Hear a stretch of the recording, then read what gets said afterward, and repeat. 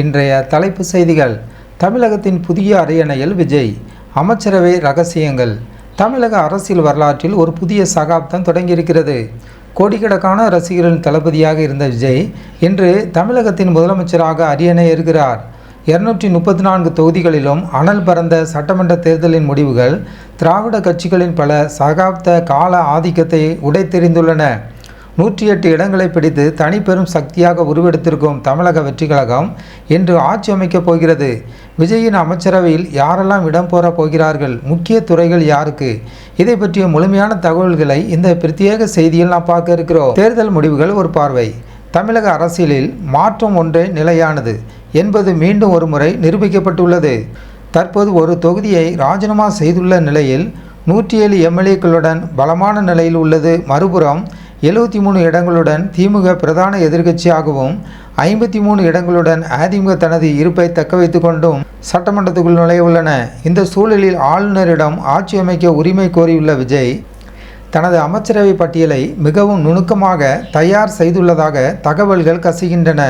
விஜயின் அமைச்சரவை என்பது அனுபவம் பிளஸ் இளமை என்ற கலவையில் உருவாகியுள்ளது. இதில் முதன்மையான பெயர்கள் இதோ. புஸ்லி ஆனந்த். தளபதி விஜய் நிழலாகவும் கட்சியின் வெற்றியில் முக்கிய பங்கு வகித்தவருமான புஸ்லி ஆனந்திற்கு மாநிலத்தின் மிக முக்கியமான உள்துறை அல்லது பொதுப்பணித்துறை வழங்க வாய்ப்பு அதிகம். செங்கோட்டையன். அனுபவம் மிக்க மூத்த தலைவரான இவருக்கு கல்வி அல்லது வேளாண்மை துறை ஒதுக்கப்படலாம். இவருடைய நிர்வாக அனுபவம் புதிய அரசுக்கு பெரிய பலமாக இருக்கும். ஆதவ் அர்ஜுனா.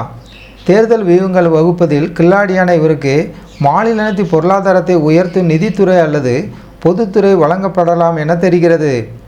தொழில்நுட்பம் மற்றும் இளைஞர்களுக்கான முக்கியத்துவம். புதிய காலத்திற்கு ஏற்ப டிஜிட்டல் துறையை வலுப்படுத்த விஜய் திட்டமிட்டுள்ளார். சிடிஆர் நிர்மல்குமார் மற்றும் அருண்ராஜ். இந்த இருவருக்கும் தகவல் தொழில்நுட்பம், ஐடி மற்றும் செய்தி தொடர்பு துறையில் வழங்கப்பட வாய்ப்புகள் அதிகம். மேலும் கட்சியின் ஆரம்பகால விசுவாசிகளான சத்யபாமா, டாக்டர் பிரபு, மதுரை கல்லணை மற்றும் பார்வாஸ் போன்றவர்களுக்கு மக்கள் நல்வாழ்வு மற்றும் சமூக நலத்துறை ஒதுக்கப்படலாம். குறிப்பாக ரசிகர் மன்ற காலத்திலிருந்தே விஜயுடன் பயணிக்கும் நடிகர் ஸ்ரீகாந்த் மற்றும் ராஜ்மோகன் ஆகியோருக்கு அமைச்சரவையில் இடம் கிடைக்குமா என்பதுதான் ஒட்டுமொத்த தமிழகத்தின் எதிர்பார்ப்பாக உள்ளது. சபாநாயகர் மற்றும் எதிர்கால சவால்கள். சட்டமன்றத்தை நிர்வகிக்கப் போகும் சபாநாயகர் பதவிக்கு விஎஸ் பாபு அல்லது ஜேசிடி பிரபாகர் ஆகிய இருவரில் ஒருவரது பெயர் இறுதி செய்யப்படலாம். இருப்பினும் இந்த ஆட்சி என்பது ஒரு மைனாரிட்டி ஆட்சி என்பதால் சட்டமன்றத்தில் திமுக மற்றும் அதிமுக போன்ற அனுபவம் வாய்ந்த எதிர்க்கட்சிகளை சமாளிப்பது விஜய்க்கு பெரும் சவாலாக இருக்கும். கல்வி, மருத்துவம் மற்றும் மாநில உரிமைகள் போன்ற மக்கள் பிரச்சனைகளில் விஜய் எடுக்கும் அதிரடி முடிவுகளை பொறுத்தே இந்த ஆட்சியின் ஆயுட்காலம் அமையும். பிறப்போக்கும் எல்லா உயிருக்கும் என்ற கொள்கையோடு ஆட்சியில் அமரும் விஜய் கோடிக்கணக்கான மக்களின் எதிர்பார்ப்பை பூர்த்தி செய்வாரா?